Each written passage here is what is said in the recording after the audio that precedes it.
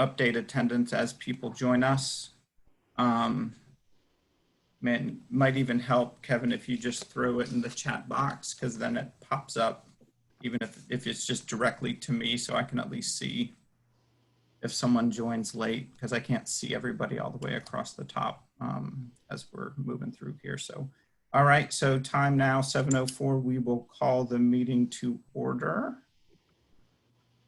And here's our agenda. We just did attendance.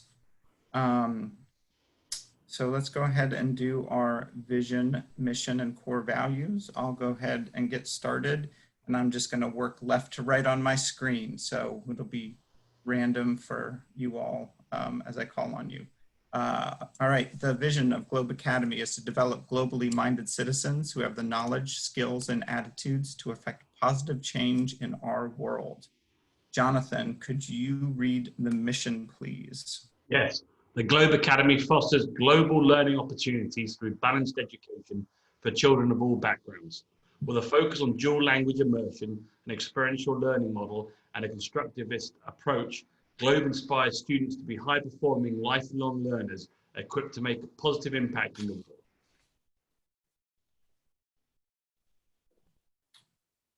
All right, core values, Luis.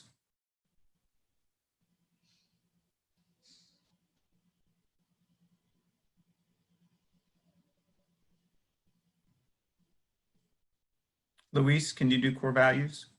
He's muted. Oh, you're muted. I don't mind jumping in. Go ahead, Christy. Sorry, mute. Core values. The Globe Academy's core values are expressed in the acronym CREST: community, respect, empathy, sustainability, and trust. These values are respected of the governing board, faculty, staff, parents, and students. They are woven into daily life at Globe and incorporated into the curriculum. Thank you. Megan, can you do the next one? Community. We are inclusive and we nurture and support one another. KD? Respect. We treat ourselves and each other with kindness and dignity. Drew, please. Empathy. We strive to understand and share the feelings of others. Monique, please. Sustainability. We aim to conserve our resources for optimal use in the present and the future. All right. And Anita. Trust. We are committed to honesty, transparency, and respectfully sharing our thoughts and encouraging others to do the same. All right. Excellent. Thank you. All right. Now I did not have anyone sign up for public comment. Let me check the chat real quick. Did not see anyone there. Okay, so no public comment tonight. All right, so we're going to move on to the consent agenda. You all had the minutes in your packet. Any amendment to the minutes? All right, so I will, can I get a motion to approve the minutes from last meeting, please? Yeah, we don't need one, Ryan. Pardon? We don't need a motion since it's by consent. We don't. That's on the consent. Okay, thanks, Kevin. All right. Looking out for me. All right, so let's move on to the PTCC report. We have a report tonight.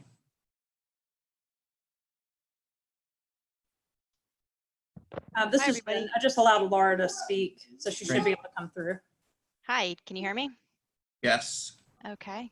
And you have our report to share? I do. Let me scroll. Thank you.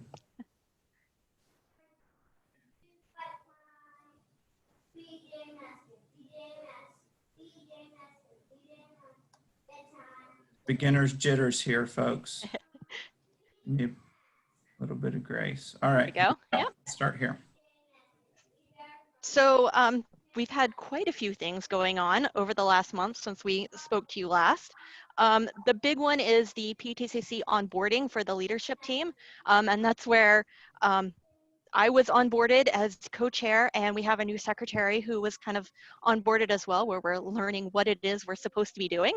And then planning with the individual packs, so each of the committees, just trying to plan for this new year and what's going to happen and how to do it. So with this, we do have 2 open positions, and we are very much looking for some help and some volunteers with this. So we do have openings with our fundraising, and this is a co-lead, so this person would be working with somebody else. And the same with our global awareness pack. Or GAP Pack, and that's working with community building and the cultural awareness events. So if you guys have any ideas or know of anybody who might be interested, please let me know. We have also been looking at the PTCC budget, and again, all packs are kind of trying to make plans for this year and how much these events are going to cost, if it's a fundraising event, how much we think it might bring in, and some of that's a little iffy right now, I'll admit, but we're hoping to have that all laid out by our August meeting, so the leadership team can discuss and vote on that, and then we should be able to show it to you guys and the rest of the school shortly after that for voting and, more importantly, for questions and comments.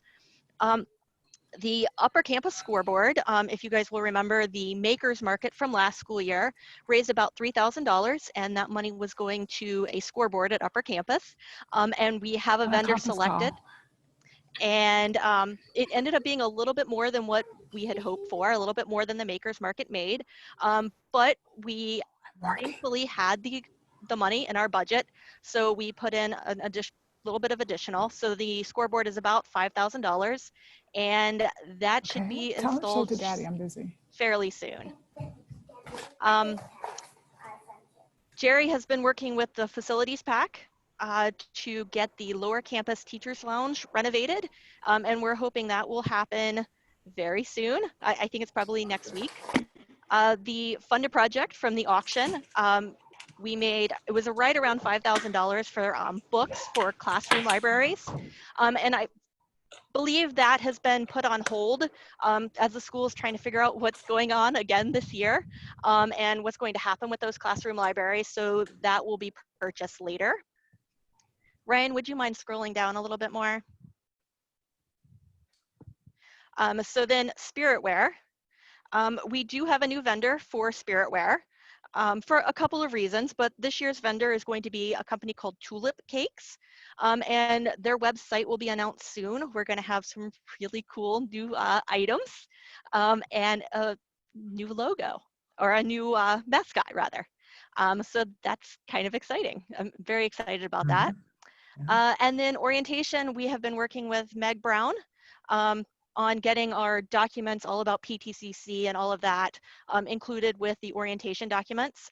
And then also the volunteer survey that parents normally fill out in the classroom, asking about all of the different events and where would you like to help us out.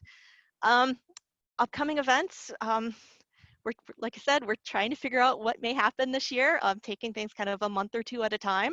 The first big one being the ice cream social. Obviously, we're not going to be able to do that in person. So right now we're brainstorming and trying to come up with a couple new ideas for that. Right now we're thinking maybe like a trivia kind of thing online. But we are very open to ideas on how to flip some of our events to more of a virtual event and seeing what we can come up with.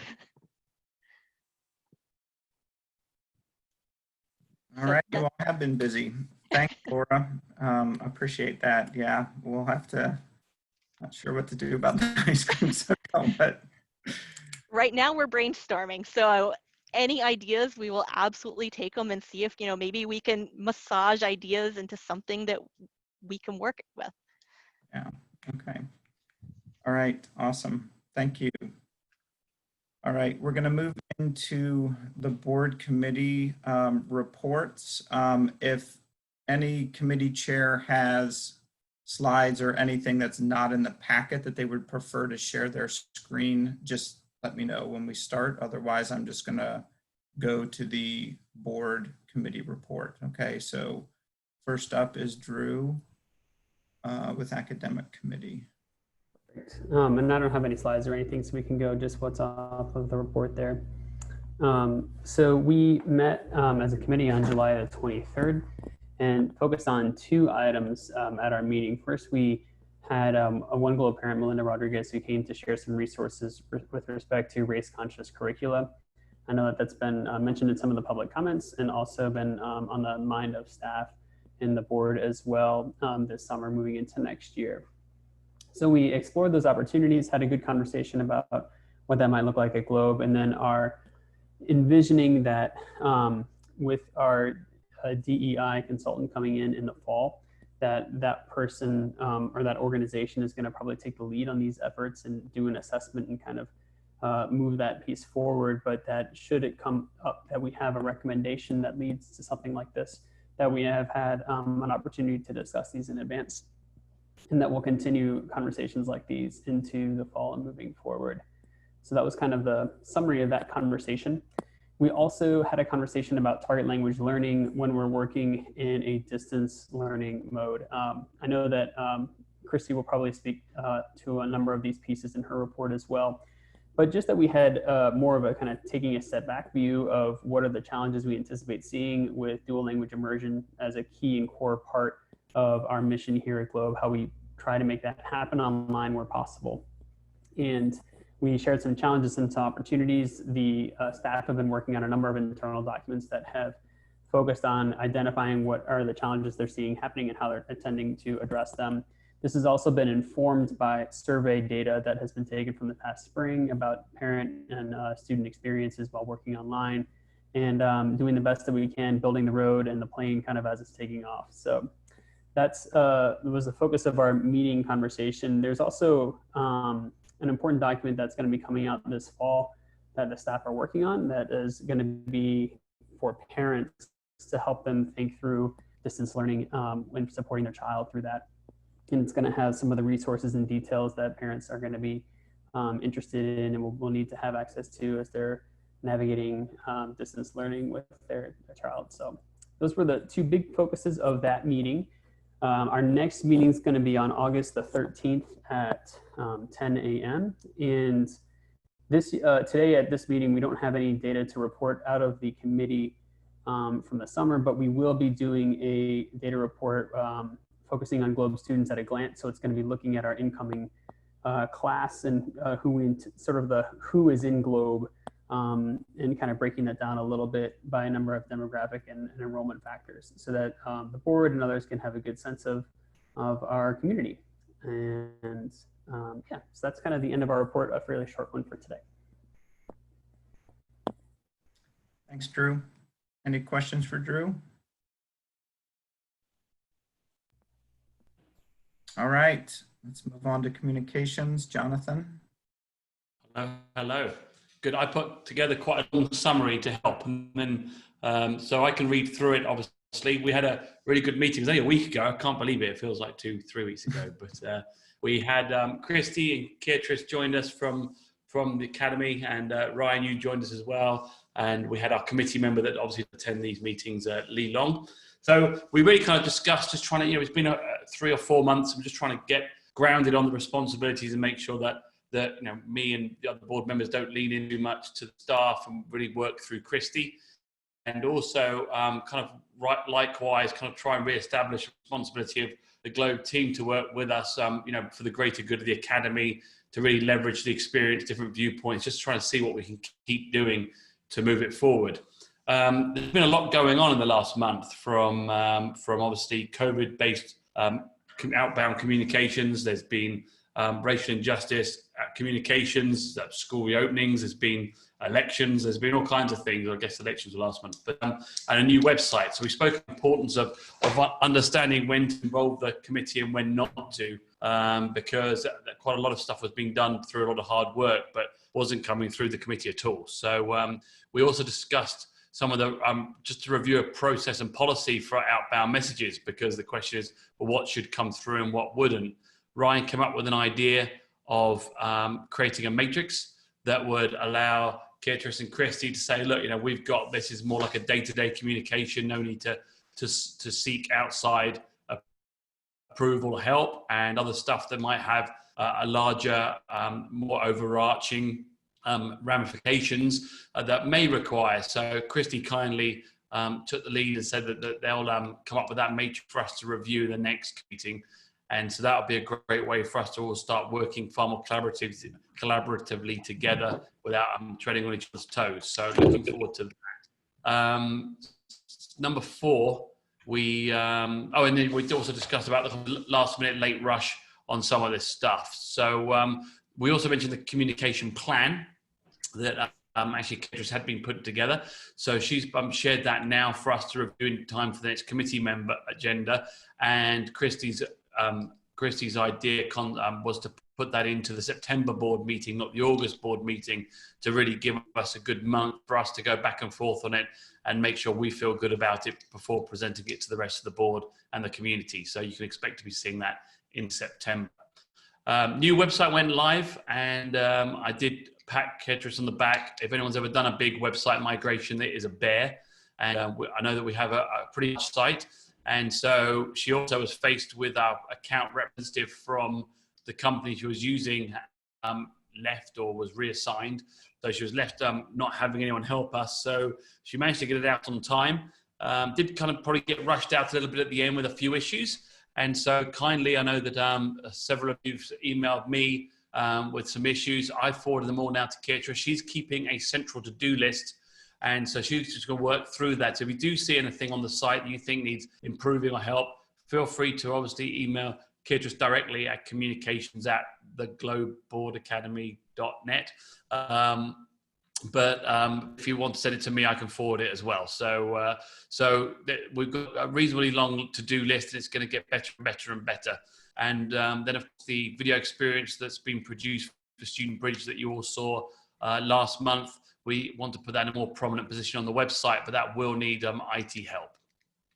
One of the big things we spoke about, which I'm excited about trying to get together for next month, is a board metrics dashboard that we can show all the great work that Christy and Catrice are doing on a regular basis. I think we all get their parent newsletters, and they're well thought out and go out on a good cadence. And we want to just report probably just a couple of metrics for 3 different channels, one being the website, one being social media. Predominantly Facebook is the predominant platform that we use from a social outbound push, as well as the email campaigns. So I'm actually going to create a spreadsheet and discuss with Catrice, and we'll make sure that it's not too much heavy lifting, but reports the right kind of data so we can establish a good benchmark.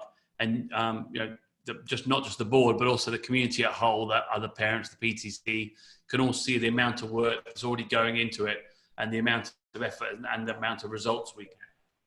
So we put together a to-do list. The org chart needs reviewing. Ryan, I just sent that to you this evening, so I didn't expect you to get it done in the 10 minutes before today's meeting, but Ryan will discuss further changes, and then Catrice will link it back to the website. So again, I know that one of the questions from a couple of the parents was who does what on the board and who else is part of the committees. So we can use that as a great reference board. We managed to get the last board meeting up there within about a week. Jen was on her vacation, so we had a little bit of a delay, but nothing too bad at all. So that went live and is up there. And then also Christy made a committee recommendation with a gentleman called James Bratton. You may or may not know him from the auction, I believe. Chris, you said he turns up and is a great character in a kilt and does the auction, which obviously didn't happen this year. It was virtual, but since heard back from actually today, we have a conversation planned for tomorrow afternoon. And then obviously the committee, Lee, also want to let Catrice and Christy know that if they need any assistance, and Megan, this might be something for you as well with your development committee, she's really keen on writing content for us. So if you have any content needs or anything like that, please do let us know. The communications committee with Lee would love to help. So we conclude the meeting after an enjoyable, and we set our next appointment or next meeting for Friday, August 14th at 10 a.m. Everyone's welcome. So thank you very much. I have a question. Yeah, go. I've never gotten any clear guidance since I've joined the board on just the brand requirements and what logos we're supposed to use, what templates for a PowerPoint presentation, what our email signatures should look like. I just feel like that should be consistent across the board, and there hasn't been a lot of direction, and I've seen a bunch of different logos for Globe I've seen stuff. one tonight. Yep. I just want to have some consistency and just know like what logo am I supposed to use for our board reports? If I have a committee PowerPoint, you know, what should that look like? Just so it looks consistent across all our committees. And so there is actually one. One does actually exist. I got actually sent it by the PTCC, strangely. So I know Ketra has a version. I will look at getting that cleared up and distributed for you, because it's obviously a good ad. I'd really like to get it. There's an online platform called Frontify that's a great place to hold these assets, so that if ever they get changed, everyone's always got the most current version. So I'll add it to our committee meeting for the next meeting on the 14th. See if we can't get it finalized and distributed then. And like we do, Megan, just to answer your question, we do have a branding guide, and it's going to be part of the communication plan as a whole that will be coming to you guys. And so that piece is pretty much done. So we'll be approving all that. So please be on the lookout for that, because I agree. And we just now, Caterers is working really hard to make sure everyone on staff has the same signature line, and using the confidentiality line at the bottom. Like, we're trying to really standardize all that. So I appreciate you bringing that up. And I tried to just kind of model what I've seen in staff signatures, but I don't, you know, I just want to make sure I'm doing it correctly. And I think it should be consistent with the board members as well. So thank you very much. Yes, we agree. And don't forget, it's capital GLOB. In case no one's heard me say that before. What was that, Anita? I haven't ever heard me say that. Or is that Anita, all the word globes in capitalized? Yeah, we have a long-standing history of wanting to ensure that we've got that as part of our brand management guide, and ensuring that stakeholders know our brand and how we're going to depict it. So. All right, thanks. All right, other questions for Jonathan? Thanks, Megan. All right, let's go on, pass it back over to you, Megan, for development. Yep, I don't have any slides, so we can just go down to my report. So I worked with Denise, and we got the final numbers for last year's fundraising totals. So our goal again was 250,000, and we've raised 260,500 gross. So that was 104% of our goal. We had 16,600 in fundraising expenses, so we netted just below our goal at 98% with 243,800. So thank you to everybody who gave and supported Globe, you know, through the various fundraisers. That included Annual Fund, Globe Trot, and Globe Rocks. This year we are moving Square One Art, which was falling under the Annual Fund totals, into its own category, similar to Globe Rocks. Square One Art will be earmarked for the art department, as Globe Rocks is earmarked for the music department, but all of those go towards the bottom line general operating funds, as does Globe Trot as well.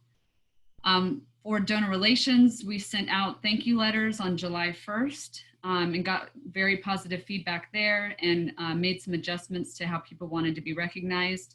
And we have adjusted that for this coming school year. So when they're making their donation, they have to actually specify how they want to be recognized on the front end. So we don't have to do all that work at the end of the year, which is nice.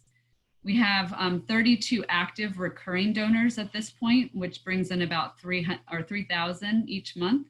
So we're going to be promoting that a little bit more towards at the beginning of the year, to try to get people to set up some recurring donations, if that's possible. It helps kind of break up the amount that people you know, would have to pay to reach that $400 per child for the annual fund goal. There were quite a few inactive or cards that were being declined every month. So I just went through and cleaned that up and reached out to folks to let them know what the situation was. And we got a few of those things handled, which was nice. And then I will be reaching out to our active recurring donors soon to ask how they would like to be recognized. since we didn't have that on the front end, just to kind of wrap that portion up. And I will also be sending out letters to all of the donors who qualify for the leadership and advocate circles. So they'll be getting more information on what that means and what benefits come with that as well shortly. For the fund development plan, we met with the key fundraisers last week and developed a fundraising calendar for the entire year. We had Laura participate as well. So we were looking at PTCC's fundraisers in addition to the school-led fundraisers. And I think I was a little ambitious when I wrote this report because I said that it would be distributed to the board by the end of July, which is this week. My goal is to actually get it to my committee first to get their feedback and get it to the board by mid-August. So be on the lookout for that, and I'll send a separate email for everybody, and hopefully we can discuss that at our next meeting. For the school-led fundraisers, obviously with COVID going on, they likely will all be virtual this year. So we're still working out what that will look like, especially with Globetrot. And Anita, it's great to see you here. Hopefully we can connect offline and maybe chat about that a little bit more, because we didn't have any past Globetrot fundraisers on that call. And I definitely need some support or just advice so we can move forward with that this year. Megan Cottrell and Becca with Globe Rocks are very much wanting to move forward with those two fundraisers, and we're just considering what we can do virtually with those. There's definitely some challenges that we'll have to overcome, but I think it's possible, and we have some ideas. So if anybody has any ideas, please send them my way, and we'll consider them as we're starting to plan for these. For grants, the CARES Act grant, it was delayed a little bit, so the school ended up paying for more of the technology needs just to get them in hand before the school year started. But so they've kind of shifted what that grant will cover.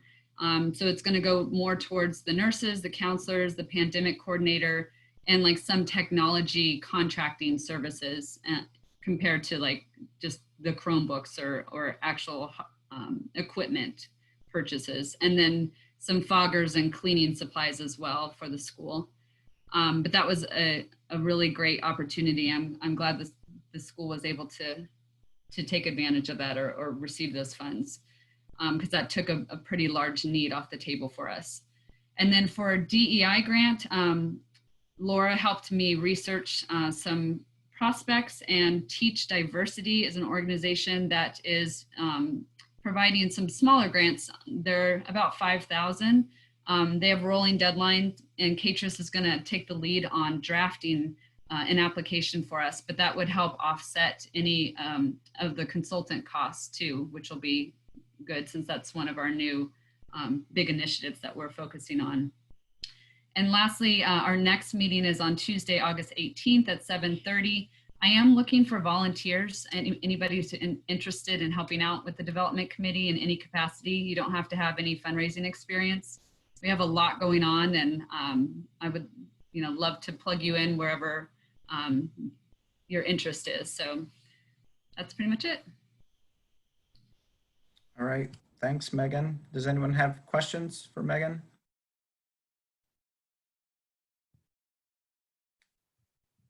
Great, thank you. All right, we don't have a cover sheet in here, but diversity committee report is next on the agenda. And Monique, I think you said you didn't meet, but just wanted we did not meet. We are still just awaiting our update for the DEI vendors. My understanding, they had a launch meeting, and I'm sure Christia either covered that in her report or give us a time when we can expect additional information on that. So we're just waiting to see how we can help. Also, we've reached out to Catris to see if there was any assistance that she could use the diversity committee for as she worked on one of the Teach Diversity grant. And so she said she would be in touch as well. So that's really all we have on our plate at the moment. Okay. Thank you very much. All right, let's move on to finance. Luis, Denise. All right. Ryan, can you hear me? Can everybody hear me? Yeah, perfect. All right, I'm going to share my screen. Might be easier.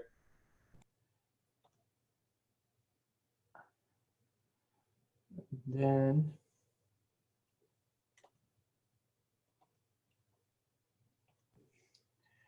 Yeah, can you guys see my screen? No. Nothing? Hold on, let me try again.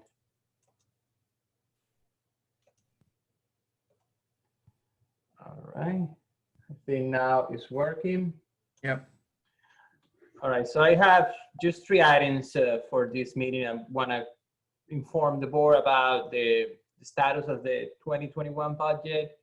I want us to see the results of last year and what amendments we did to the budget and where we are in the audit process. And finally, we need a vote for a purchase of iPads and Chromebooks. I'm going to try to move quickly. So the first thing, the state released their funding for the next fiscal year. The county, which is the DCSD, or the DeKalb County School Department, I guess, has not yet provided us with official funding numbers. But based on what we have heard from them and the conversations we have and our estimates, is that we believe that Globe is going to see a significant reduction in funding, but we were expecting that. So we have our budget more or less with some austerity measures. As soon as the county releases their figures and we iron out some details, we feel that we're close enough to start the formal budget process next month. So I'm hoping to meet with the CFO and the CEO of the school during next month, and then having 2 public meetings, or I guess 2 Zoom meetings online to discuss the budget and then present the final version to the board for approval. So that's where we are. So it's then, some good news is that the process is going to end soon. Some not so good news on the funding is a little bit lower, but it's what's expected. The next slide is how we finished the year. So the first column is the actuals. And let me see if I can see my screen here, the actuals here. Then the next column is the original budget.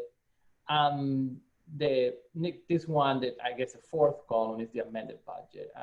I just want to draw the attention to the results. So we beat our operating income by around 1 million. So we had the school in a better financial position last year. So we earned around 2.1 million instead of like 1 million we were expecting.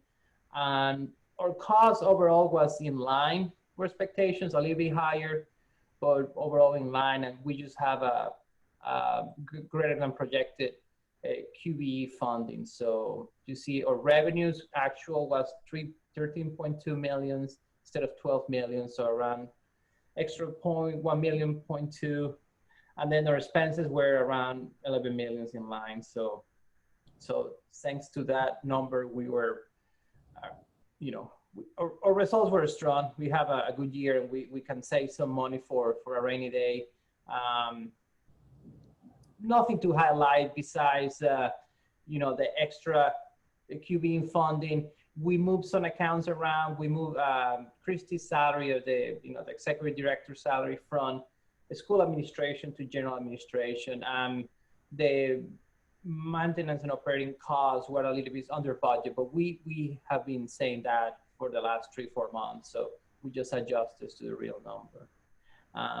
Any questions or concerns? Anything that you guys want to add? If I can just make a couple of comments. Just so everybody knows that the general administration, it wasn't just Christy's salary that required. We had a bunch of things that were new in there. Our communications director, the strategic plan, and insurance was higher than expected. So I don't want people to think that was all Christy. And we do have to vote on this. So we are requesting an amendment to the budget. So if you look in that amended budget column, that's many of the lines are not changing. So you can see in the far right column, the one says no change. We had a lot of new items. I moved PTCC money when they give us, kind of pay us back for certain things. I pushed that out so it's more visible and not included with the annual fund and all that. And then we had a lot of grant. Our school nutrition program is a new line item. The facilities grants and the safety grants are a line item. We had a nice little French American Chamber grant down there for $500.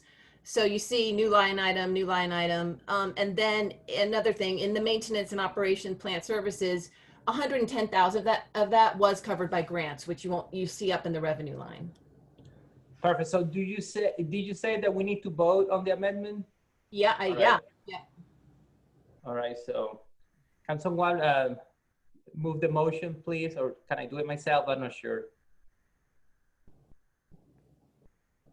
Yeah, before we make the motion, I guess I just have a question because I'm a little confused. So the actual budget line, is what we actually spent, and the original budget is what we voted on the last time. Right, back in April 2019.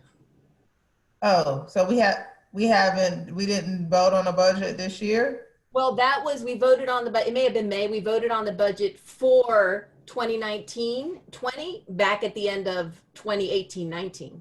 Okay, so more funding. So then the actual number is what we spent in this past school year? Correct. Yes. Okay, so I guess my question about amending the budget, I don't understand how that works. I'm sorry. Like, so if we're voting to amend the budget for monies we've already spent, or is this going to be the budget for the next school year? It's for money already spent. Okay. I don't do that at home. Like after I've already spent it, then it's no need to, like, we can balance the checkbook, but I don't understand how we get a new budget. It's already been spent. Is this the budget that we would use for the next school year? No, this is the budget that the board approves for 2019-20. So there was no interim budget amendments. We held it till the end of the year, and it's being proposed now at the end of the year, kind of to tally up with what was actually spent. So yeah, according to, go ahead, Ryan. I mean, I don't know the law at school.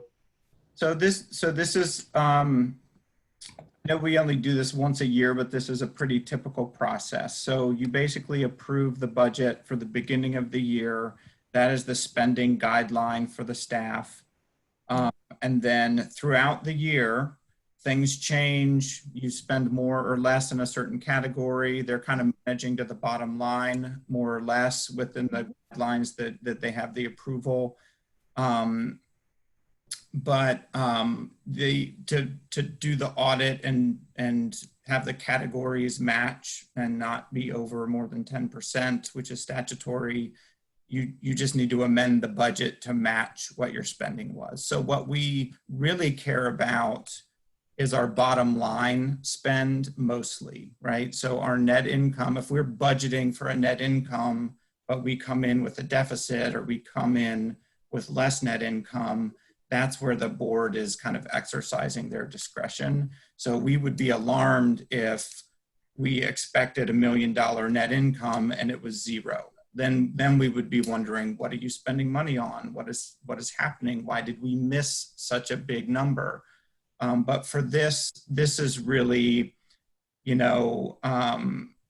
moving money between categories and reclassifying expenses. So okay, I understand that. So then when we're talking about the amended budget line, and again, this may be finance 101 for people who do this. But so the amended budget line, why wouldn't it then be like the actual number? Like at this point, we know what the number is. Why wouldn't we amend the budget to be what it is we spent, if that's where we're in the position to do now that the year's closed out and we know what we spent? Why is that not the practice? We're almost doing that. We don't do it to the dollar, and we're still, and we haven't gone through audit, so there's a chance there may be very minimal movement. So I mean, we're still wouldn't have to re-amend because the amendment is just 10% up or down, but it's just cleaner to round to the $1,000. So that's pretty much where these numbers are. Like the very first item is 1164 or 11,640. Then the amended budget was 12,000. So that's just a rounding thing, or just to make these numbers even. And we're amending, and we're hopefully going to change this for the coming year, but we amend for 10% above or below. So where you see something like the next line or a line that says 96%, we're not going to amend. We don't need to amend that line because it fell within the range. Okay. All right. That makes sense. And then when will we then do the budget for the new school year? So that's what Luis was talking about. Well, we still haven't gotten the numbers, but as soon as we get our revenue numbers from the county, we'll go ahead and, we have a draft kind of based on what we think. We'll have the 2 public meetings, and then the board will be asked to approve that budget. Hopefully latest September, but hopefully August, we'll see. Okay. Thank you for taking the time to explain that. We typically would have done that in May, is what we typically would have done. But because of all of the uncertainty at the state level of funding, in our last meeting, we passed a 60-day resolution to give the staff permission to spend up to $2 million, which was kind of like a temporary approval to say, well, we're not going to approve the full budget, but based on our burn rate and our history, we feel safe approving this dollar amount that would line up with our expectations of the budget. So they have basically spending permission through the end of August. And then that's one thing I think we're going to need to talk about with scheduling the next board meeting, is if we would typically do it the very last day of August based on the calendar, and we may want to consider doing it the week ahead of time so that you guys don't run out of kind of spending permission, if you will. So I would actually ask Denise and Luis to think about that when we get to new business. I want to talk about the date, but I'm wondering if we need to do it August 24th instead of 31st, so that we're not doing it the day that the other one runs out.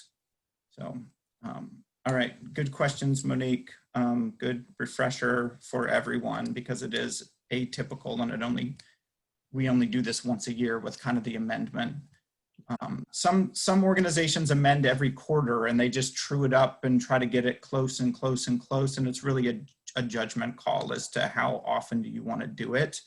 But there are plenty of organizations that kind of, especially when they have a very typical spending cycle like we do, they just do one amendment at the end.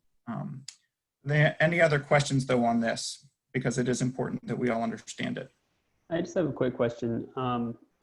And Luis, if you could just give a quick, high level, I know you did this already, but maybe I missed it. Can you explain why we had an extra $1 million saved and what we didn't spend that money on? And then just a perspective of, if we didn't spend that money, was there something that we kind of lacked last year that we needed, or was it really just extra money that we get to just save, if that makes sense? It is extra money that we keep. I mean, we try to be conservative. I mean, especially Denise, the CFO, tried to be conservative. So we were expecting around 12 millions, and $1 million is just a consideration. It's a buffer. Then it can go really under 500 very quickly. So we just first try to be conservative. The second thing is we have some covenants in our current loan for the upper campus building that require us to have some number of net income over expenses, so we can demonstrate that we can pay our loans. Even though we have all the cash balance in the bank account, we still need to show a positive net income to meet our covenants. So those are the main 2 reasons. But we try to, all the money that we get is going to be for spending in the school in the current year. I mean, and this is my opinion, another part that we try to be conservative, because the strategic plan is asking for long-term investment for, whenever the lower campus happens, or whenever we need to do remodeling, or there's all pipes and infrastructure. So we try to keep some money on the cash balance for a rainy day. So hopefully that makes sense. Drew, the only thing, I think know what you're getting to. The only thing we didn't really spend money on, most of it was adjustments, like the principal and interest, was PD was a little bit lower than we had projected. And what happened, we got into the middle of the year, knew what was happening with the budget, and we just decided to kind of wait. Otherwise, it was really just extra revenue at the top line. Yeah. Gotcha. That's very helpful and clear and clarifies. And so my understanding then is when we look at each year we kind of budget for a 1 million surplus, recognizing that things may happen. That will not happen Well, not next year. No, that will, yeah. No, at one point we were planning to buy Upper Campus. So those kinds of things all play into it. The only thing we really, really have to manage to is our covenant, which requires us to maintain a certain debt service coverage. Gotcha. So what we saw this year was better than typical. We've had a lot of better than typical years, but yes. Okay. Yeah, we have all these extra grants, and then the QB funding was better, which is nice to see. But if you consider we get around almost $13,000 per FTE for, we're not going to get to that number, not even close this year. So, gotcha. Thank you. So it's not, we don't plan to 1 million. It's just like it was at the time the consideration, and now the covenant. We just now probably planning to have enough to meet our covenants. So. Gotcha. Thank you. All right, everyone. Thank you. Thank you for your questions, guys, and I appreciate it. Yeah, based on the other schools that I have worked with, we've had the good fortune of both being conservative and having just good revenue years. And one thing Denise is acutely aware of is that usually doesn't last for a decade. So she's been, really good about making sure that we're not caught off guard with something like, just happened 3 or 4 months ago. There's other folks who are in a little bit more panic mode because they haven't been as conservative, which is also pretty typical of charters, is they kind of spend every penny they get because the funding is not, it's just barely enough to do what they need to do. So we're fortunate to have Denise and Luis now, and Chip before Luis managing this stuff. So, all right, any other questions on this? All right, Luis, I believe you can call for the vote unless Kevin corrects me, but I'm pretty sure you can go ahead and. Okay, I move the motion to amend the budget of the fiscal year 2020. A second. All in favor? Aye. Any opposed? All right, motion carries. All right, and Luis, I think one more item. Yeah, last slide, that's good. I like that somebody says, when you say who opposes, that actually makes it very helpful, so in case somebody does. All right, last item, we're asking for around $175,000 to buy tablets, iPads, and Chromebooks. I'm gonna, this is in preparation for the new virtual school year. I let Denise and Christy speak more about it, about the rationale, but here are the numbers that we're looking to get approved. So this is to take us to 1-to-1. The iPads will be used in K1 and 2, and the Chromebooks will kind of help us fill out 3 and 4. And this is the money that we actually moved out of the CARES budget so we could actually hopefully get all of our devices in time for the start of school. But it's at an amount where it requires board approval. Yeah, correct. And yeah, just really quick. Everyone in the country is trying to make these orders, so we are hoping to have all our Chromebooks in time. We did get word that the iPads are going to be on back order for 4 weeks, so we're just kind of hanging tight to see what that's going to mean for all of our kiddos. So that's why in our communication that went out, it said, that K3, it's still on a needed basis until we can get everything in. But we're super excited that we're going to be able to offer this as soon as we get everything in. So it's super important. Thank you, guys. And I've got a couple questions on that. This is Abba. how does this work? Do we actually outright purchase these, or do we lease them out? And then the other question is, what kind of warranties and return policies do we have for us, and also for the student side if the computers and iPads are broken? That's a really good question. We do, for the student side, we do have insurance that parents can purchase ahead of time so that they can have that if anything happens to that device, we can get it fixed or replaced. Okay, Judy, let me, Judy's over there. She's like, I can talk about the insurance policy. So let me, Jen, can you turn Judy on so she can talk about that piece? And just to answer on this, so on the teacher laptop side, we buy, so I did an analysis of. We don't lease them. Sorry, the amount we were paying for extended warranties versus the amount we were spending. So we made a decision not to purchase those anymore. So we will pay for repairs as they come on teacher devices, and then students and families are welcome to purchase insurance for their own devices. Otherwise, they're responsible for the cost of repair. They get one gimme, but Judy can talk about that too. Hi guys. Sorry, Denise, I don't mean to contradict you, but we did make a decision a year ago, at least at Upper Campus, that we were no longer giving the gimme now that we had access to insurance. Okay, no more gimme. Sorry about that. Okay, so we have the opportunity to, or parents have the opportunity to purchase insurance for all the school devices that are being checked out. I'll start with Upper Campus. At Upper Campus, every student 4th through 8th grade will be checked out a Chromebook.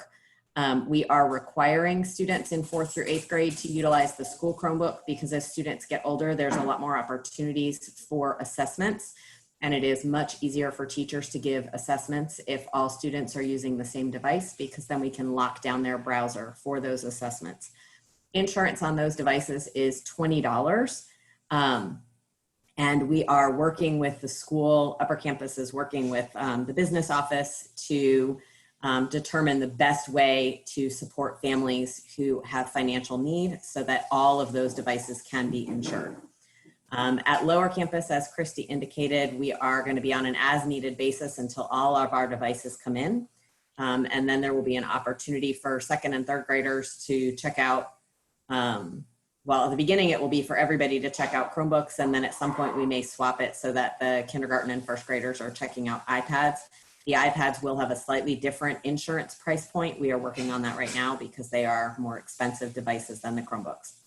The other question I think I heard was related to repair. So that insurance price of $20 or whatever the iPad insurance price is covers 100% of all damage and repairs to the devices for the entire duration of the school year. Which means that no matter what happens at your house, all you'll do is follow the procedure that'll be stated in our digital learning handbook. To contact the proper administrator, we'll schedule an appointment for you to come in and either come in for a repair or swap with our tech guy if it's going to take longer than a wait time. But that way everybody has a functional device at all times.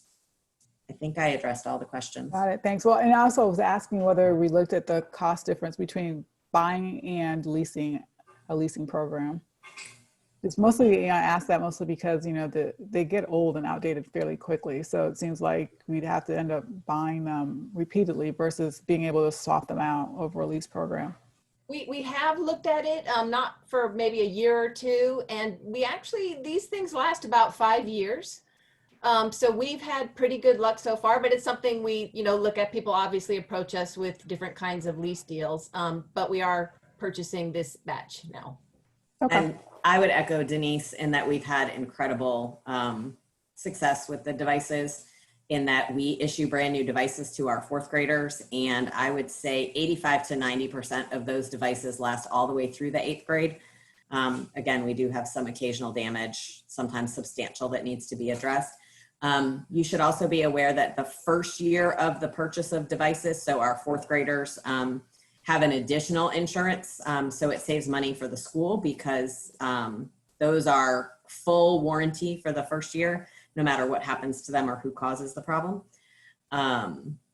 So that is also a bonus for us. That's great. And then one more question is when we get ready to I don't know if we've had a length of time to even have this come up, but there will be a time when we have to purge some of these computers at the age of their life, like 5 years, like you say. Do we have, or is there a way that I don't know what they can store on the computers, that we can make sure that any personal information on these computers are stripped out before we return them or expunge them or discard them? I don't know what the process is going to be for that. So the best thing about the Chromebooks is that there's nothing actually stored on them. It's all stored in the student's account on the @theGlobeAcademy.net. It's all cloud. So we don't have to worry about anything actually on the student Chromebooks. We do reset them before we pass them on to a new user. And as I said, our tech guy does a great job. I think the phrase is Frankensteining. So when we do start to have devices that are no longer functional as standalones, he takes them apart and uses them for parts so that we can make longer use of the existing devices. And then he'll clean out the teacher laptops. He does a very thorough job of cleaning, you know, if he's going to give it to another teacher, he wipes the drive, et cetera, et cetera. Yeah. That's okay. That's good to know. And I know we've been working on the staff handbook, and one of the things that came up was our document retention policy. And so that's a different probably side conversation. We need to just make sure that we've got a good policy in place that's adhered to, because privacy is such a big issue today, especially with technology, and any breaches in personal information is a huge liability. So I want to make sure that with all this computer stuff and data cloud, that we're buttoned up there. One thing we're also doing is we're collecting all the FERPA statements from any kind of Google Classroom, anything that has access to any kind of student information. We're also moving everybody to Google File Stream so that it's all in the cloud, controlled by us through G Suite Admin Console. Okay, thanks. Thank you, Abba, for bringing that up, because we constantly want to revisit and review what we're doing. So thank you. And thank you, Judy, for being willing to jump in. Can I ask a quick question here too, just to clarify for the board?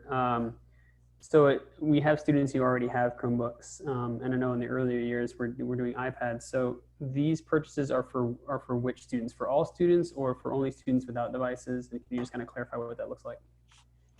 Yes, they are for students that we currently do not offer a one-to-one program for. So we offer a one-to-one program for our 4th through 8th. We have a batch of Chromebooks at Lower Campus that they use in classrooms, classroom sets, that kind of thing, that they will rotate around on grade levels, but we do not have enough for one-to-one, and this will allow us to do. And can you speak just a little bit to the, and I think I know what the answer is, but just to share, the need for iPads at the younger age and why we've decided to go with that choice. Yeah, so Katia Blunt, the head of the school at Lower Campus, she's done a lot of work with Apple, and especially the younger children. And the research that we found shows that it is much easier for especially our kindergartners, and we included first grade in that, using the touchscreen versus keyboarding.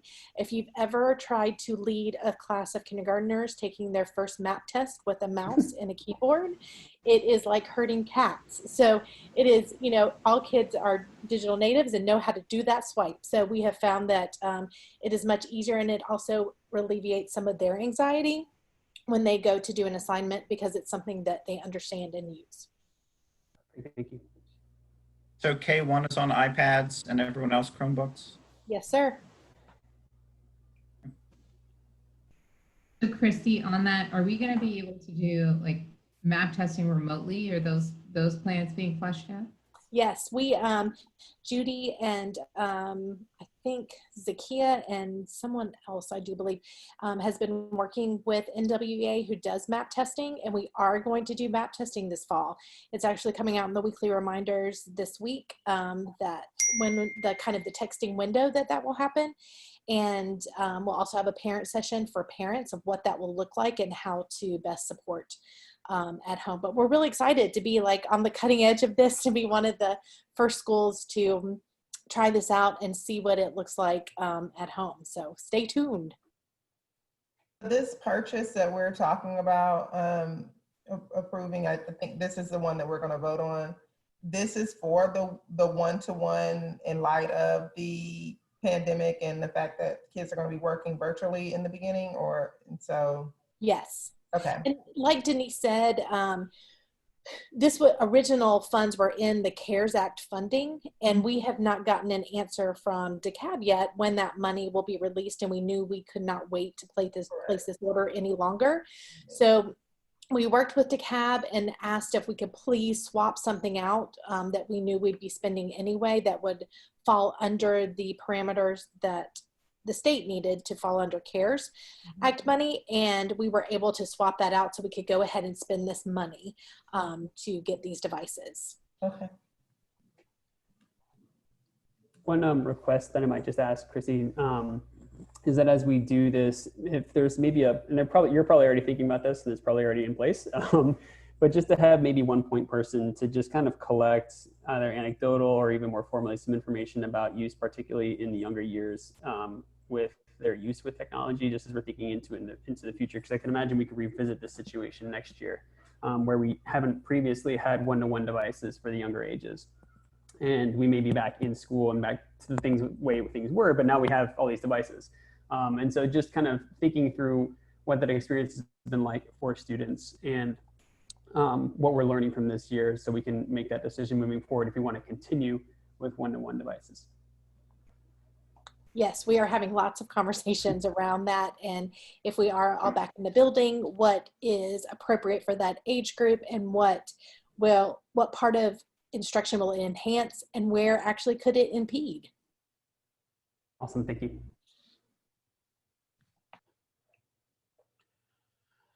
All right, great questions. Any more before we vote for take a vote for the purchase? I'll motion to approve the purchase of Apple iPads and Staple Chromebooks for students who are not a part of the current one-to-one program. I second. All in favor? Aye. Aye. All opposed? Hearing none, motion passes. All right. Perfect. Thank you. I'm going to stop sharing my screen. Thank you for your time. Thank you for your questions. It's very important. All right, great. Let me go back here.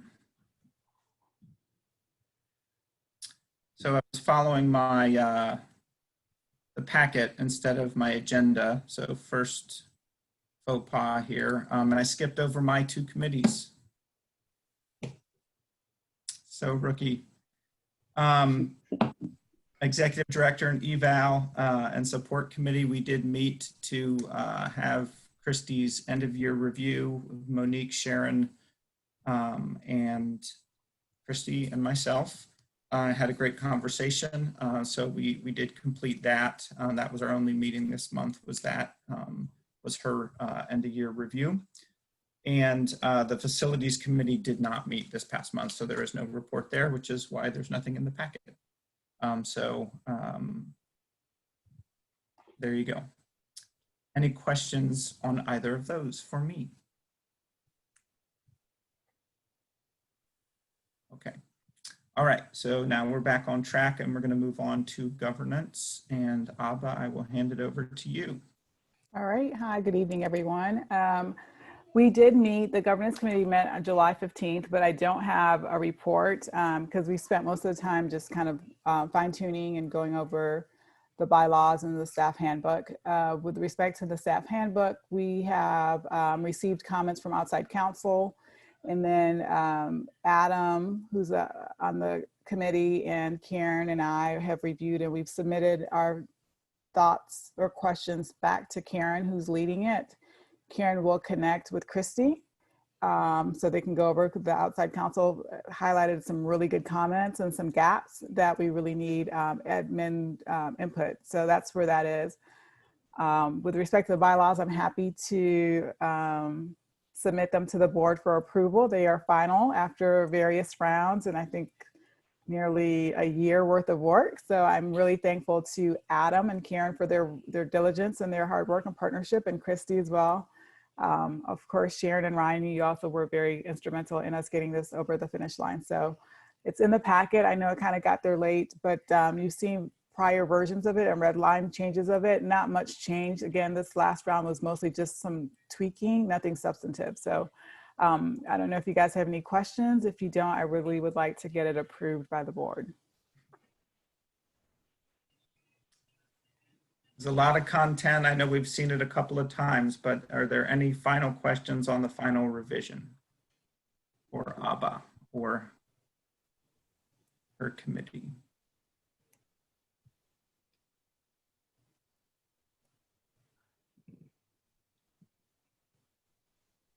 All right. Chip is with us on the public link, not as a panelist, so he's just letting us know that. Leave him there. Jen's bringing him over. Okay.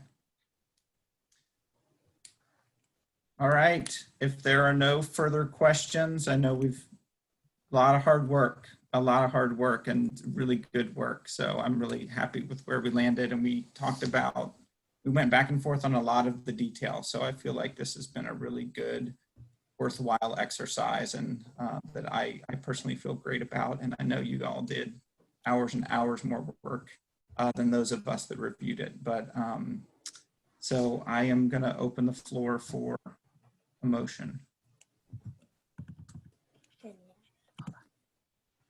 Abba, you can make the motion if you would like. Oh, sorry, I forgot I could. I'd like to move for the bylaws to be amended today by the board, as is. I'll second it. All in favor? Aye. Aye. Aye. All opposed? Hearing no opposition, the motion carries unanimously. Thank you. Appreciate it. Lots of hard work. Thank you, Abba. Really, really appreciate it. My pleasure. My pleasure. All right. More work to be done on other stuff, but at least we've got this down. Yep, that's a huge win. Huge win. Awesome. All right.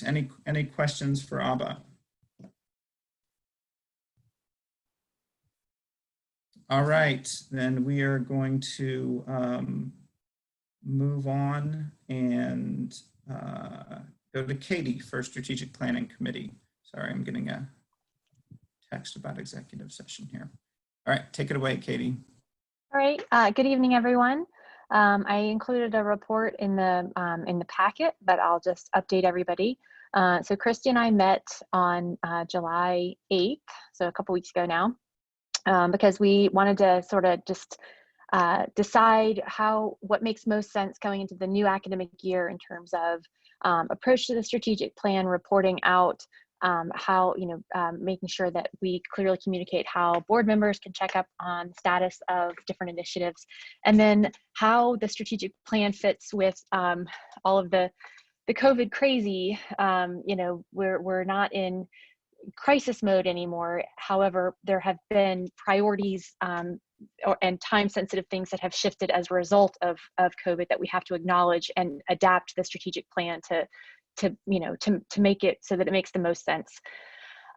So the things that we've sort of settled on and how we're going to approach the upcoming academic year is that Christy in her executive director's report each month will include progress in different areas of focus for the strategic plan, to just give the smaller kinds of just the daily grind source of the progress that's made month to month.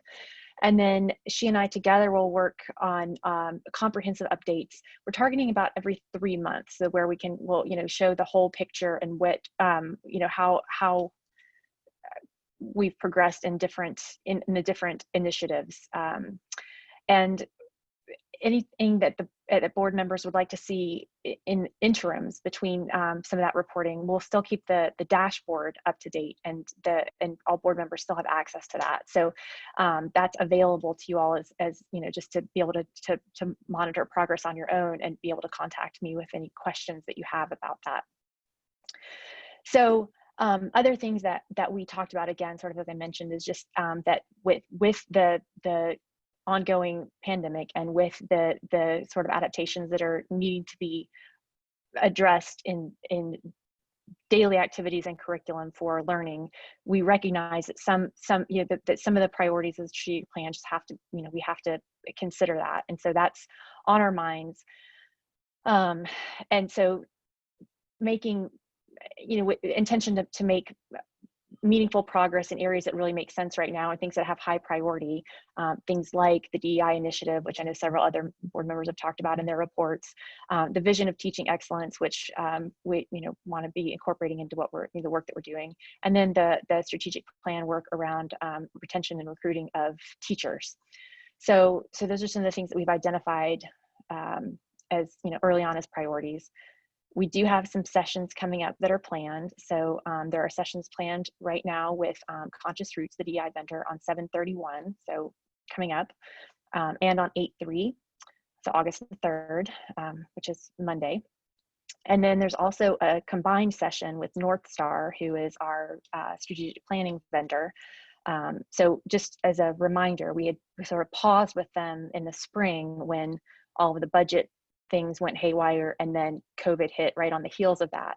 So in an effort to preserve our, the time that we have available to work with them, knowing that we couldn't address some of those things in the moment, we paused so that we still have time in our contract continuing with them. So we have a session with them and Conscious Roots collaboratively planned for 8/21, so coming up next month. And that's kind of where we stand as we get into the new academic year.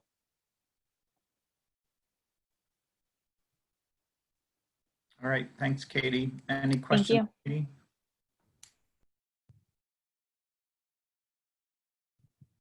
All right, we are going to move on and do the executive director's report. And then we have a couple new business items before executive session. All right, thank you. Yep, thanks, Ryan.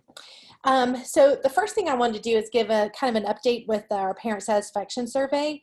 The first 3 bullets you will see, this is just for your information, but the next 2 graphs are important to you, and we'll go over those, but they are directly connected to our charter contract with the state. So we'll go over those in just a minute, but just kind of want to let you know the direction we were going in.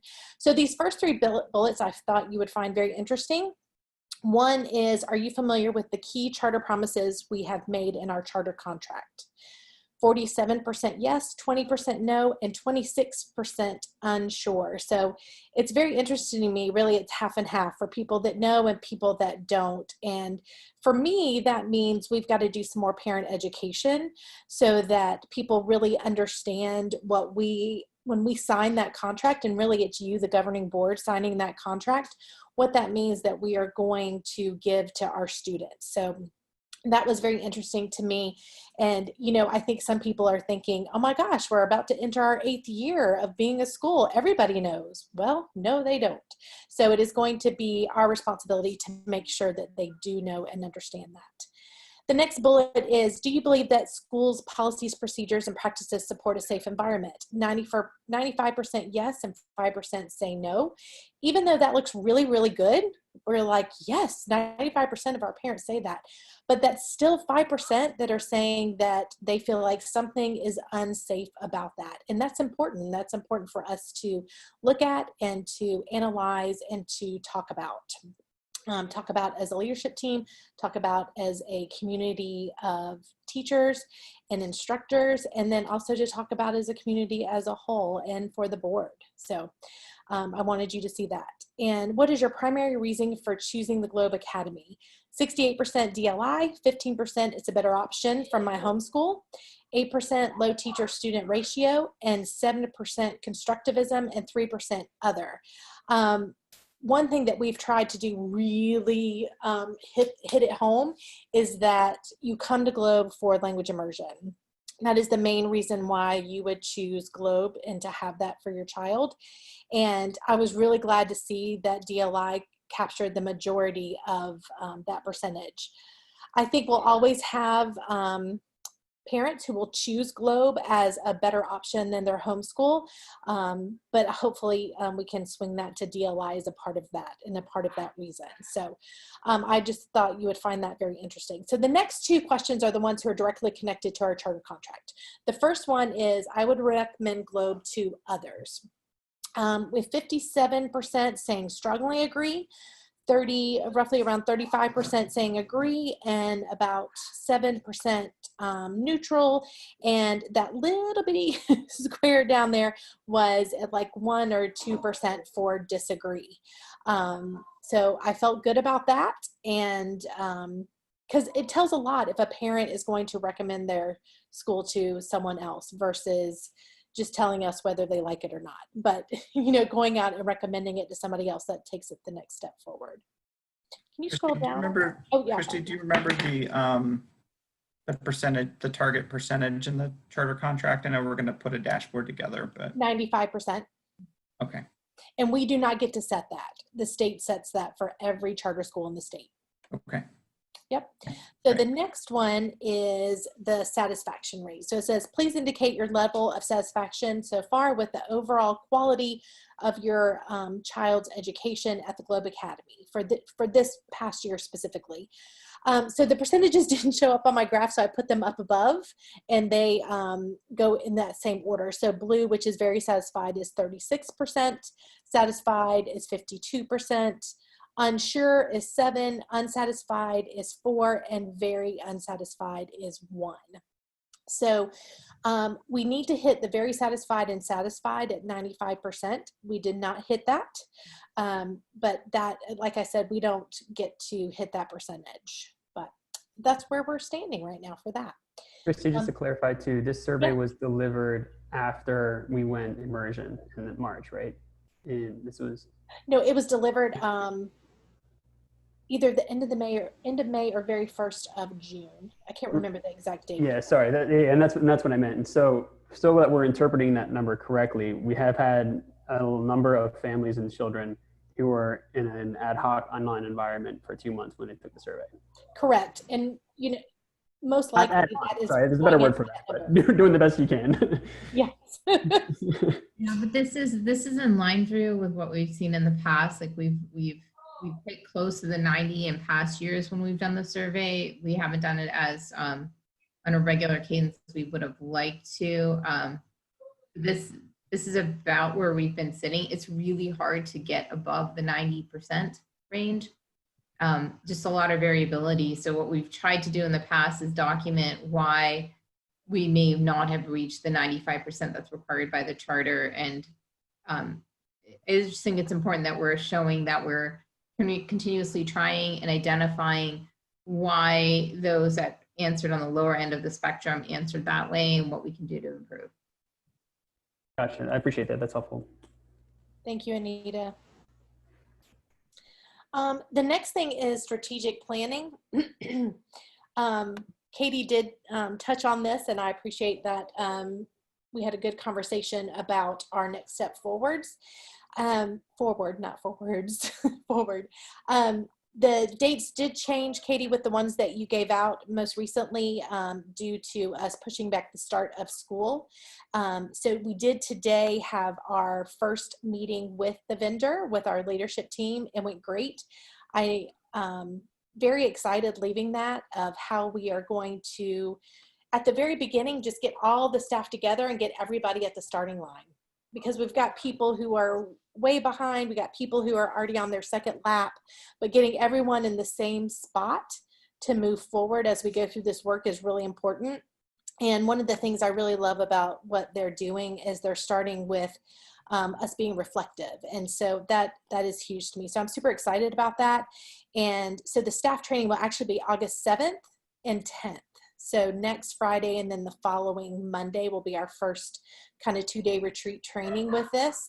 And then like Katie said, in late August, we're going to be meeting with the DEI vendor and North Star together, because this is what's important. Where we left off with our strategic plan, we're going to pick back up, but with a DEI lens, looking at everything we've done so far and helping us to recreate, not recreate, but to modify our next 2 years what any changes we'll make in that plan going forward. And there might be some stuff that we have to actually go back and, you know, redo because we weren't looking at it the right lens, or they find something that we need. I'm very sorry for my son in the background playing his Xbox. I apologize. So sorry. Whew. But so we might have to go back and change some things, and that's okay because we want to make sure we get them right. So I'm really looking forward to that meeting to see how we can go forward and come up with our new plan. And like Katie said, in November, Katie and I are together going to be presenting kind of where we are, our checkpoint, and presenting hopefully at that time our new plan and what that's going to look like for the next 2 years and how we move forward. So I'm excited about that.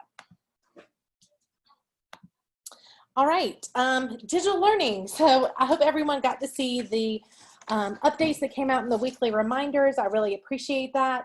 I do just want to say, you know, there's a lot of parents who are like, this is not the way we wanted to start the school year. Well, neither did we. You know, we're all feeling it.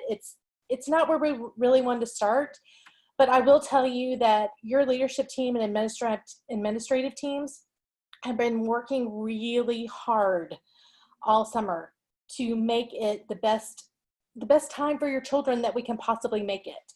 And the plan that we have is really good. I'm excited for you guys to see it.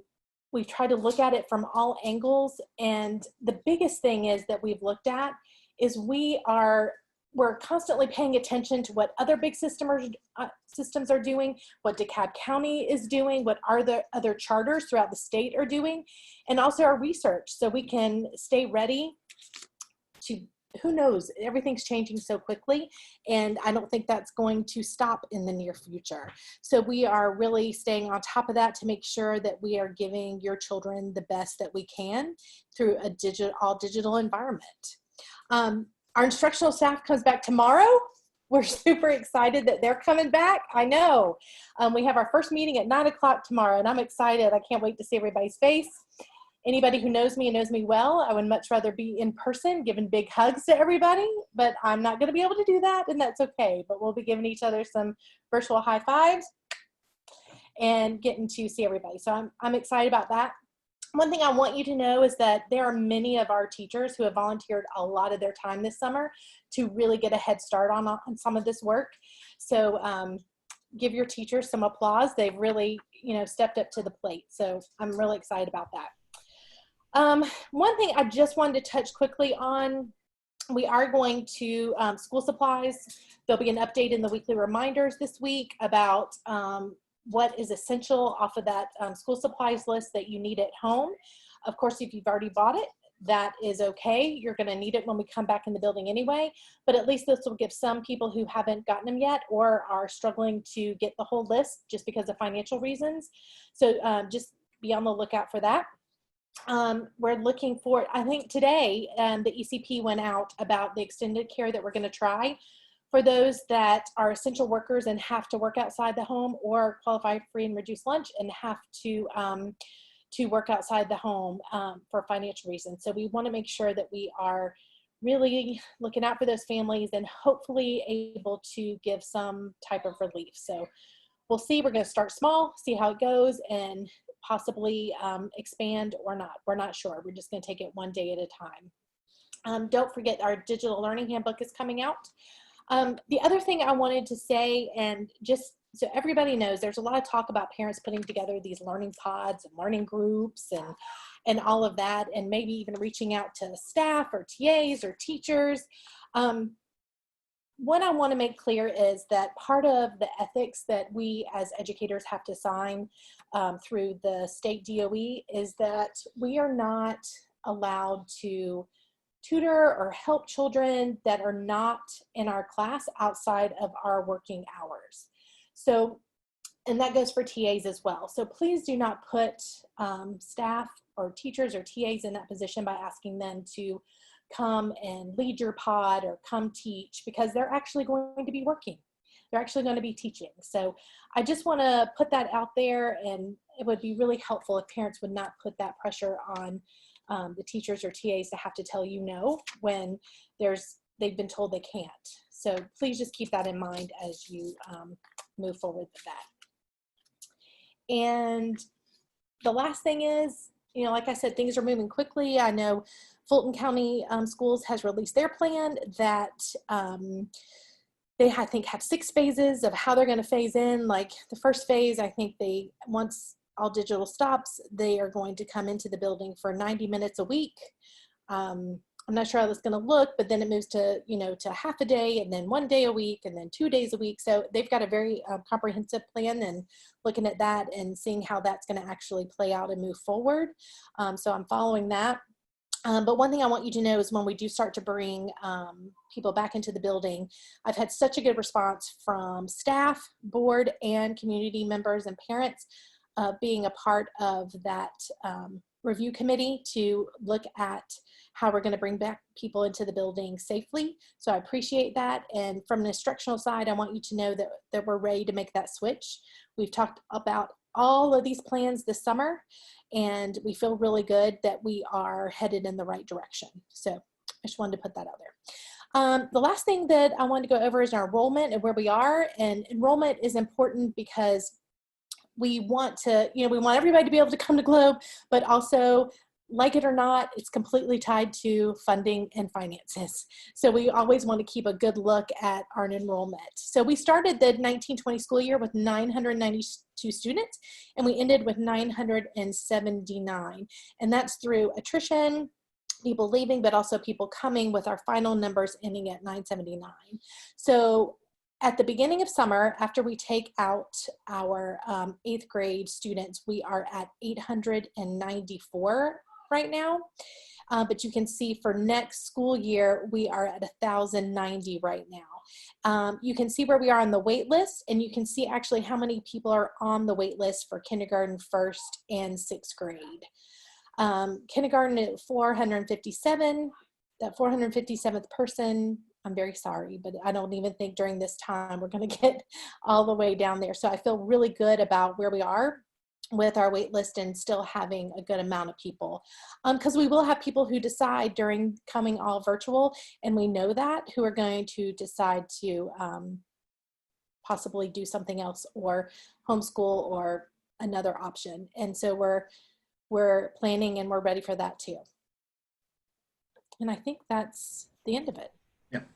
I have a question, Christy. Yes. How is it with our teachers? Are we seeing that they're wanting to stay on board with this new plan, or are we seeing a drop off with some folks that need to make adjustments? I would say 99% of our staff is on board with the digital learning. If we had come back face to face, I think that would have been a little bit of a different story. We did survey our teachers to kind of see where they were, so we could have a grasp on that. But right now, we're looking really good. Good. Yeah. Thank you, guys. Any other questions for Christy? Thank you for all the work you put in the summer. Thank you so much, Drew. All right. Thank you, Christy. That was a lot. Really appreciate it. All right. We don't have any old business. New business, I have 2 quick things I mostly want to give you a heads up on. And then we'll get ready to move into executive session. The first is that now that the bylaws are officially approved, you'll notice that we did articulate in there committee structures, committee chairs, some duties, the makeup of the committees. So what I would like you all to do, if you are leading a committee, is to kind of scrub your membership and start to look through Board on Track and see who's on there. And if folks have an invite, but they haven't been in 2 years, I want to start to try to get that stuff cleaned up, just so that all of our records in Board on Track are reflective of your actual membership and your active members.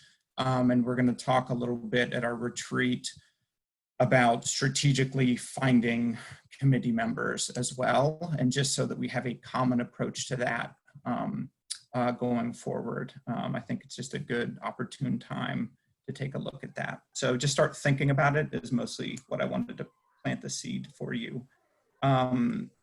Board meeting dates is kind of in the same vein. I did do a draft list for the whole year. I want to get them all on the calendar for all, the whole school year so that we're not just going month to month. But I need Christy to look at it first to make sure that it doesn't conflict with anything on the school calendar that I don't know about. So I'm going to give her a pass, and then between now and the next meeting, I'll float it for you all to look at. But then we'll try to get those set at the next meeting. For the very next board meeting, though, I mentioned earlier, typically we would meet on the last Monday, which is the 31st of August. And so this is really a question for Luis, Denise, and Christy. I believe our 60-day spend ends on that day. And so my question is, would we rather meet on the 24th to give ourselves some buffer rather than counting on a budget approval or an extension to the budget on the 31st? It's really boils down to y'all's comfort level with the staff level.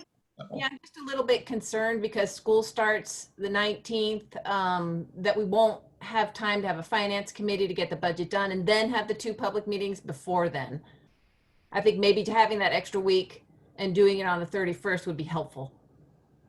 Okay, because you're going to shoot for getting the budget approved on that day. Correct. And then, so we need to see it. Correct. Well, you'll see it. If we can get with finance committee in the next couple of weeks. Okay. We'll just, it'll go out to the board for review, and then we'll have our public meetings and. Okay. Not a problem, Denise. One question for Denise, to you, Ryan. I mean, if we are not able to do the budget to our desire of detail, we can go with another 2 months of spending resolutions, right? So just, we could. Hopefully we don't have to, but we could.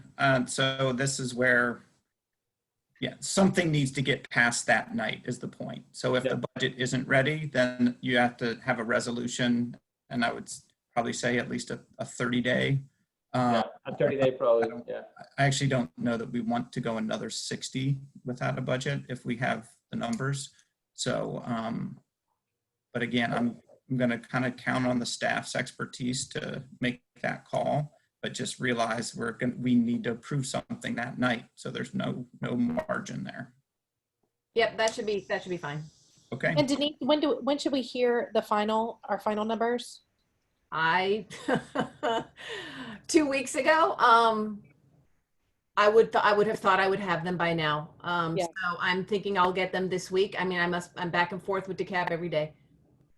Yeah, and I just wanted everyone to hear that from you, because we might actually be in that situation, Ryan, where we'd have to do another 60-day spending resolution. I just want everybody to be ready.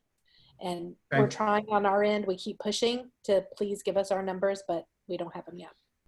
All right. Well, to the extent possible, we'd like to do this. Another option would be go with a budget, with an estimate, and considering an amendment in 2-3 months. So we could do that as well. Yeah. I trust you all. Budget, but I trust you all to have a good plan. I'm just putting it out there that it doesn't leave us much room, and to the extent possible, we don't want to call extra meetings. It's difficult to do. So just from quorum and all of that. So, all right, we'll make it August 31st will be the next board meeting at 7 then. So one last thing before we move to executive session. You all know that I've been talking with Anita a little bit about how she best wants to serve. And so I just wanted to give her an opportunity to address the board based on some conversations that we've had already. Great, thanks Ryan, and thanks everyone. So I wrote this out because I get emotional, especially when it comes to Globe, but just wanted to say a few thoughts.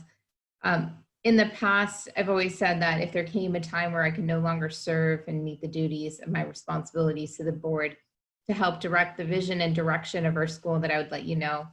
And unfortunately, that day has come. I'd like to resign my position on the Globe Academy Board of Directors. As many of you know, my day job includes pandemic response, and needless to say, that has been and will continue to be my focus in the near term.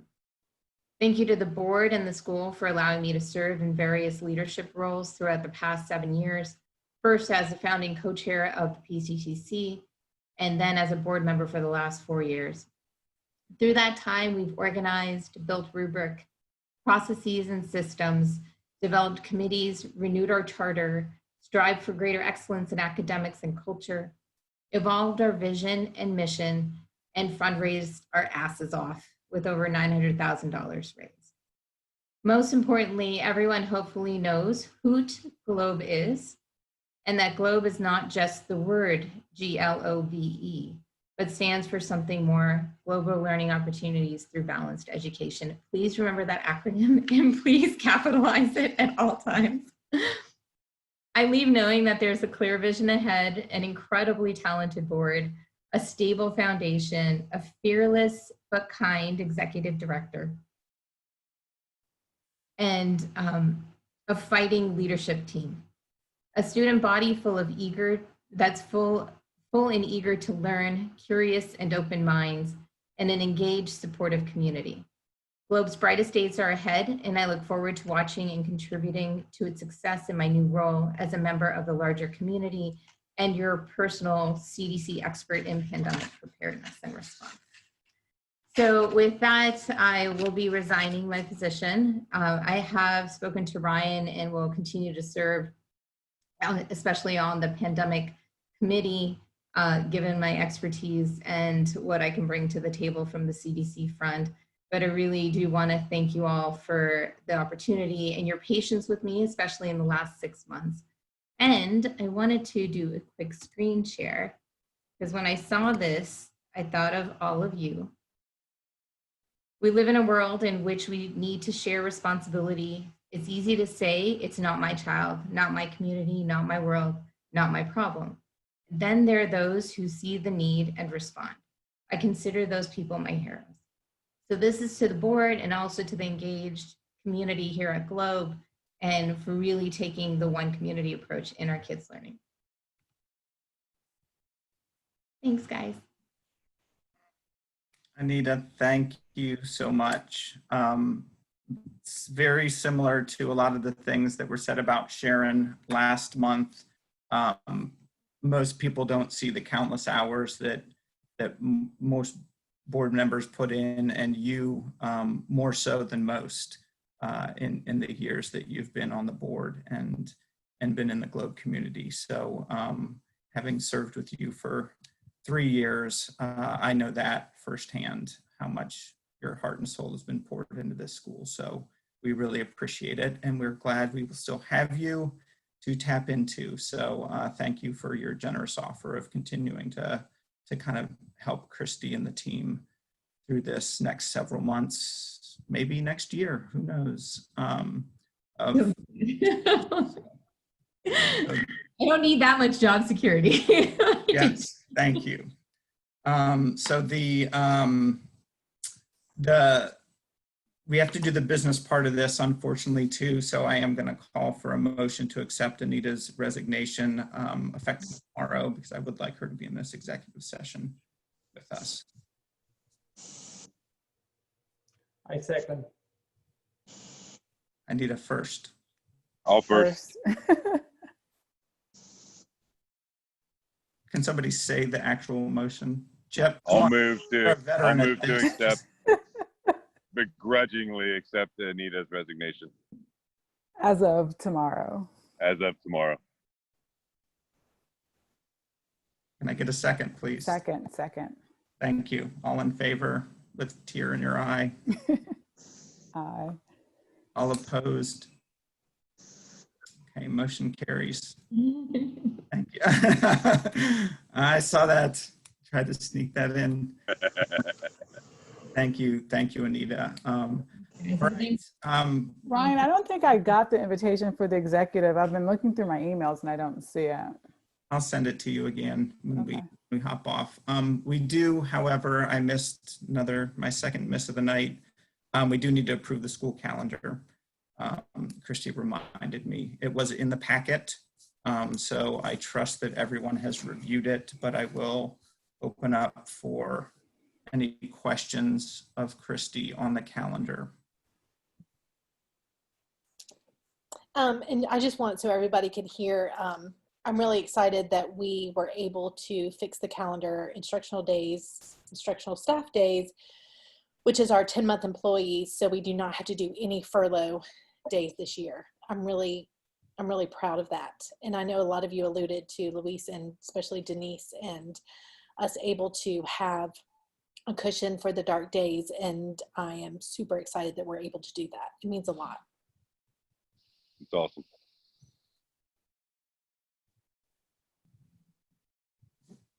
All right, if there are no further questions or discussion, can I get a motion to approve the school calendar for 2021? I move to accept or approve the school calendar for 2021. I'll second. All in favor? Aye. Aye. Aye. Aye. All opposed? Motion carries unanimously. Thank you very much. That will be going out to parents this week, FYI. I had a note. I'm sorry, I didn't do that while we were in discussion. I was just double checking my notes. I don't see Indigenous Peoples Day on the calendar, and it was something that we voted on or we agreed to add in October. So to actually expressly add it, so that's still not there. So I did. The reason why it's not there is because we are not taking off that day this year. And so there's nothing for that calendar. We don't have it off as an off day. Correct. Okay. Right. So that it's only like listed if we take off those days. That's why. Okay. We don't have any of the other holidays listed unless we are off on those Okay. days. That's why. Sorry about that. That makes sense. I can handle that. Thank you for clarifying. Absolutely. All right. Thank you, everyone. Okay, we for public who is on now, we are going to move to executive session, and that will be the final thing. We'll come back and adjourn after. You're welcome to stick around, but we don't have any other agenda items after executive session. So can I get a motion to move into executive session, please? I make a motion to move to the executive session. Second. All in favor? Aye. And Ryan, you're going to send that out again? I'll send it out as soon as I sign off here, yes. It's a calendar invitation with a Zoom link is how it should show up, and it should go to your Globe email, okay? Text me if you don't get it. All right. Oh, I think I see it now. Okay. There you go. Thank you, Jen, very much. Yeah, no problem. You have a good night. Thank you. I'm in the middle of a meeting. 1, 2,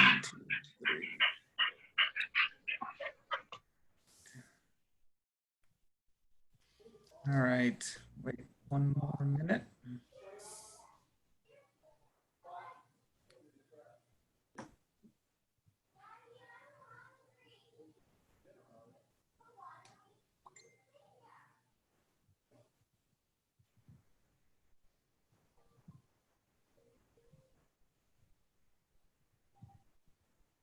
Okay, that's everyone. All right, can I get a motion to adjourn, please? Motion to adjourn. I've gone into ladies first. Three motions to adjourn. Can I get a second? I second the motion. Second. I'll third.